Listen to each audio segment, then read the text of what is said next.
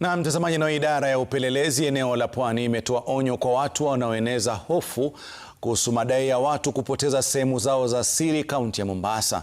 Kwa mujibu wa msimamizi wa kitengo hicho Pwani, Benson Kasioki, taarifa hizi za porojo zimezua hofu miongoni mwa wakazi, akisema maafisa kutoka vitengo mbalimbali vya usalama wameanza kuandama wanaosambaza habari hizo za kupotosha.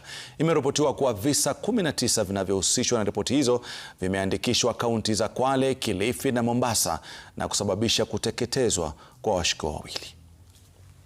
Watu ambao wako na hili tabia la kusema ya kwamba wakisalimiwa ati sehemu zao za nyeti zinapotea, tunataka kuwatangazia kwamba siku zenu zimefika mwisho na tutavumilia kupata ripoti za eneo. Ukija ripoti kesi ya hii, sisi tutakushika na kupeleka kotini, na utakuwa umepitia kwa daktari ufahamishwe kwamba sehemu yako ya siri imepotea ama haijapotea, sababu sisi tumechoka na kusikia sehemu ya mtu imepotea na tukienda kwa madaktari wanadhibitisha kivingine.